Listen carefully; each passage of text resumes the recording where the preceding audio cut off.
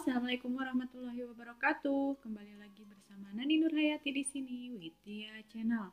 Belajar yuk. Nah, teman-teman, hari ini kita akan lanjut membahas tentang soal-soal P3K Bidan Ahli Pertama. Ya, sebelumnya jangan lupa di-subscribe, comment, and share. Terima kasih. Before we begin our study, it is better for us to read Basmalah together. Bismillahirrahmanirrahim. Nomor 1. Dalam menyediakan ruang ASI, pengurus tempat kerja dan penyelenggara tempat sarana umum harus memperhatikan unsur-unsur di bawah ini, kecuali A. Perencanaan, B. Sarana prasarana, C. Ketenagaan, D. Pendanaan, E. Evaluasi. Nah, di sini itu yang diambil, yang dicari adalah yang kecualinya ya. Menurut Permenkes RI nomor 15 tahun 2013 pasal 7 dalam menyediakan ruang ASI pengurus tempat kerja dan penyelenggara tempat sarana umum harus memperhatikan unsur-unsur di bawah ini, yaitu perencanaan, sarana prasarana, ketenagaan, dan pendanaan. Jadi kecualinya adalah evaluasi ya. Nomor 2. Berikut ini adalah langkah keempat mencuci tangan pakai sabun berdasarkan arahan WHO adalah A. Usap dan gosok kedua punggung tangan secara bergantian, B. Gosok sela-sela jari tangan hingga bersih, C. Bersihkan punggung jari secara bergantian dengan posisi saling mengunci, D. Gosok dan putar kedua ibu jari secara bergantian, E. Letakkan ujung jari ke telapak tangan kemudian gosok perlahan. Nah, ini di sini ada 6 langkah cuci tangan. Nah, yang keempat adalah yang ini ya. Gosok punggung jari kedua tangan dengan posisi saling mengunci. Jadi jawabannya adalah yang C. Nah, jawabannya yang C. Lanjut nomor 3. Untuk mewujudkan penduduk tumbuh seimbang dan keluarga berkualitas, pemerintah menetapkan kebijakan keluarga berencana melalui penyelenggaraan program kontrasepsi, 2 anak lebih baik, keluarga berencana, pasangan usia subur atau pembatasan jumlah anak. Nah, untuk mewujudkan tumbuh seimbang di dalam Undang-Undang RI nomor 52 tahun 2009 pasal 20, yaitu untuk mewujudkan penduduk tumbuh seimbang dan keluarga berkualitas, pemerintah menetapkan kebijakan keluarga berencana melalui penyelenggaraan program keluarga berencana. Jadi jawabannya yang C. Nomor 4. Upaya perbaikan gizi dilakukan pada seluruh siklus kehidupan sejak dalam kandungan sampai dengan usia lanjut, dengan prioritas kepada kelompok rawan, kecuali A. Bayi dan balita, B. Remaja perempuan, ibu hamil, ibu bersalin, atau ibu menyusui. Kecualinya apa ya? Jadi, di Undang-Undang Nomor 36 Tahun 2009 Pasal 142 Ayat 1, upaya perbaikan gizi dilakukan pada seluruh siklus kehidupan sejak dalam kandungan sampai dengan usia lanjut dengan prioritas pada kelompok rawan, bayi dan balita, remaja perempuan, ibu hamil, dan menyusui. Jadi ibu bersalin enggak ya? Jawabannya ya kecuali D. Nomor 5. Beberapa faktor yang mempengaruhi menopause, yaitu kecuali A. Usia pertama haid, B. Diabetes mellitus, C. Perokok berat, D. Sosial ekonomi atau hipertensi. Faktor-faktor yang mempengaruhi menopause kecuali hipertensi ya. Jadi faktor-faktor yang mempengaruhi menopause antara lain usia pertama haid, DM, perokok berat, minum alkohol, kurang gizi, wanita vegetarian, sosial ekonomi ya. Jadi yang kecualinya adalah hipertensi. Nomor 6. Tentang perkembangan penduduk dan keluarga berencana terangkum pada Undang-Undang Nomor A. 52 Tahun 2009, B. 48 Tahun 2008, C. Nomor 44 Tahun 2007, D. Nomor 42 Tahun 2009, atau E. Nomor 50 Tahun 2009. tentang perkembangan penduduk dan KB itu ada di nomor 52 tahun 2009, yaitu Peraturan Pemerintah Republik Indonesia nomor 87 tahun 2014 tentang perkembangan penduduk dan pembangunan keluarga berencana dan sistem informasi keluarga, ada di halaman 44 ya. Nomor 7. Anak B umur 8 tahun terjadi perubahan payudara membesar, badan anak lebih cepat membesar. Menyatakan sudah haid pertama dan darah yang keluar banyak. 1 minggu sebelum haid merasa nyeri kepala, perut kembung, dan mual. Disebut apakah tanda seks primer yang dialami oleh anak B?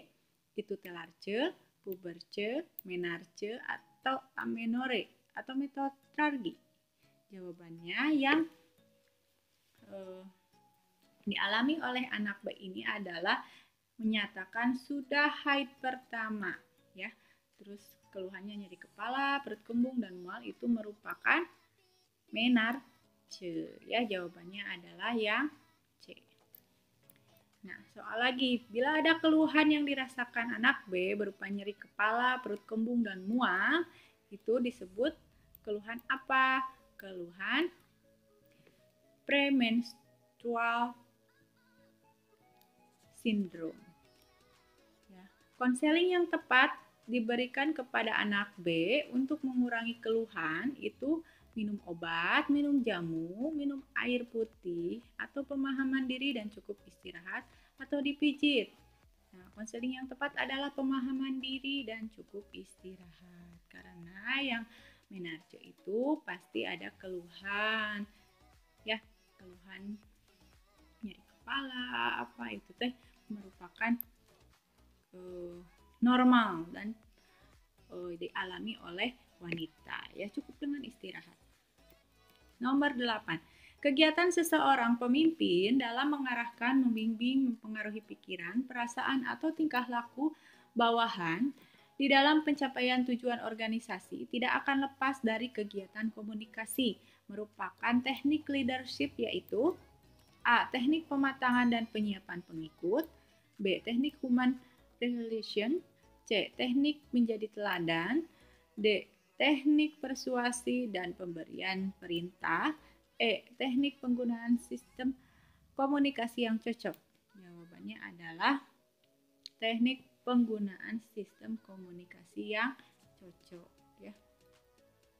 Di sini mengarahkan, membimbing, mempengaruhi pikiran, perasaan, tingkah laku bawahan di dalam pencapaian tujuan organisasi, itu sistem komunikasi.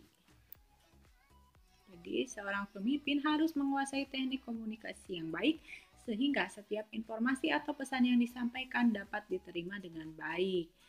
Dan sebaliknya, setiap informasi dari bawahan akan mudah diterima oleh pimpinan. Nomor 9.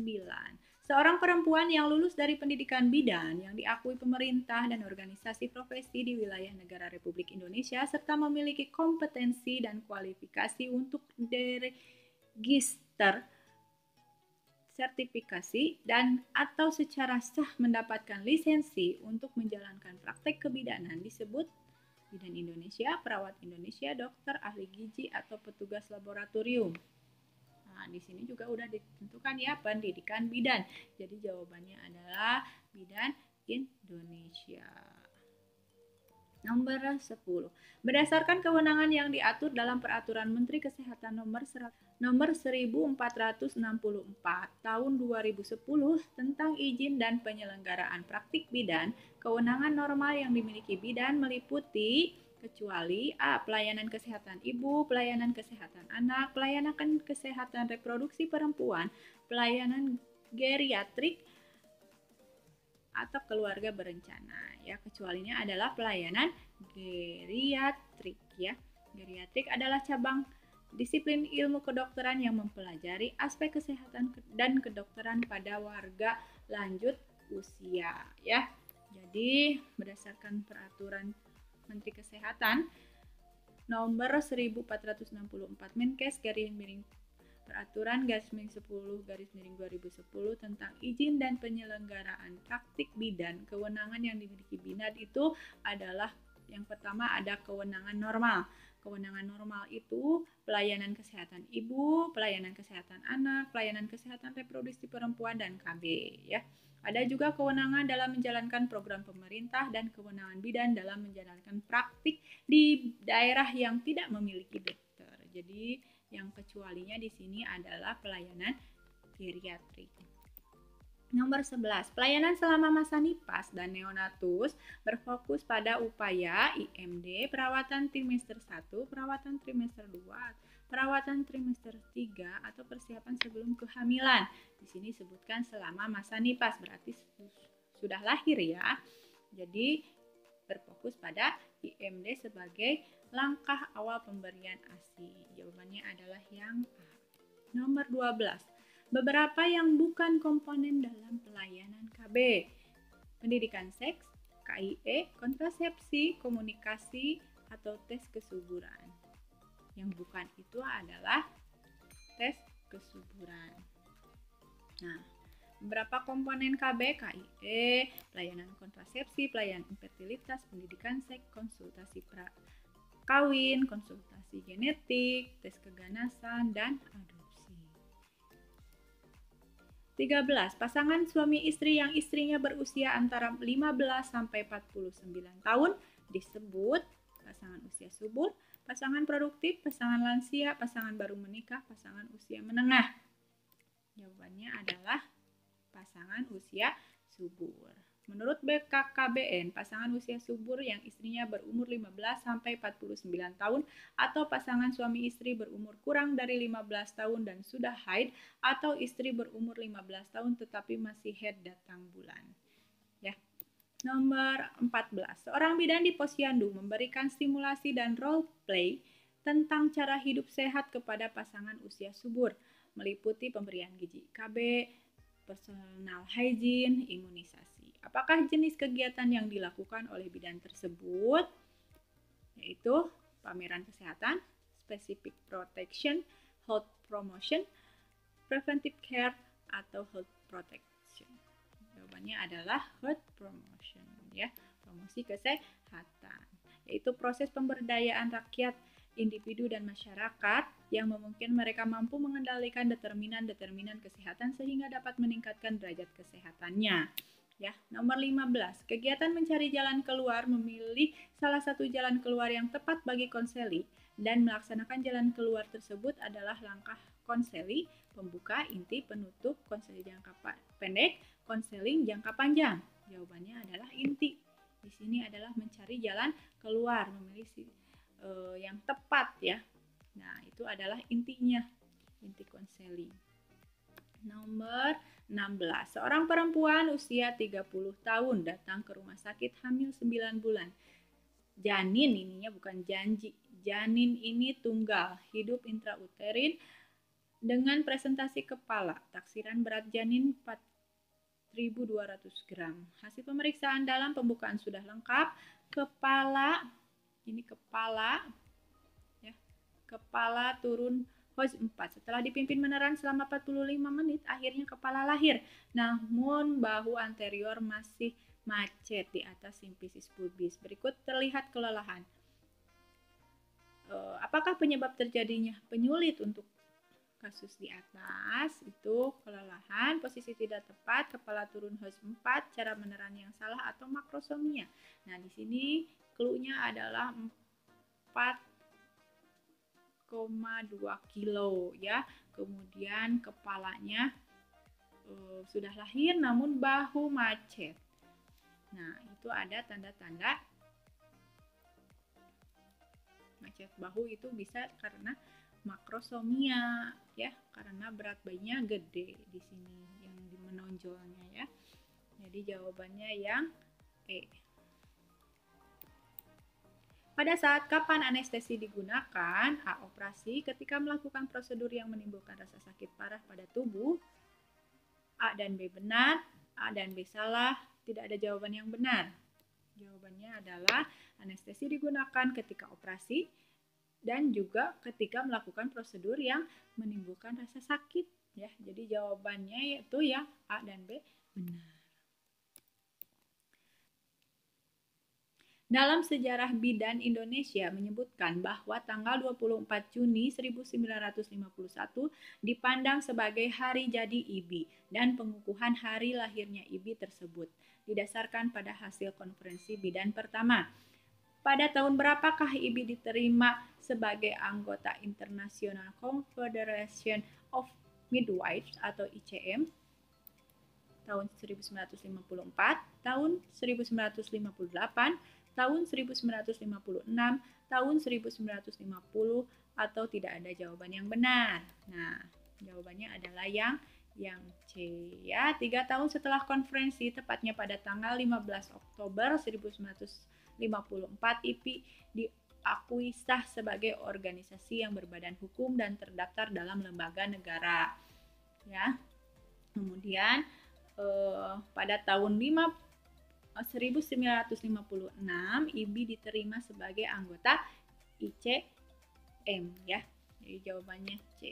Nomor 19. Seorang bidan memberikan pelayanan kebidanan dengan bermitra sebagai anggota tim yang kegiatannya dilakukan secara bersama sebagai salah satu urutan proses kegiatan layanan. Itu disebut kolaborasi, sekunder, rujukan tersier, primer, atau campuran. Di sini adalah kolaborasi. Ya, di sini ada tulisan bermitra ya dengan anggota tim yang kegiatannya dilakukan secara bersama. Ya, bermitra berarti kolaborasi. Ya. Layanan kebidanan kolaborasi adalah layanan yang dilakukan oleh bidan sebagai anggota tim yang kegiatannya dilakukan secara bersamaan atau sebagai salah urutan dari sebuah proses kegiatan pelayanan kesehatan ya. Begitu ternyata ya kita bahas soal-soal P3K bidan ahli pertama. Terima kasih, mohon maaf bila banyak kekurangan, kelebihannya dari Allah Subhanahu wa taala.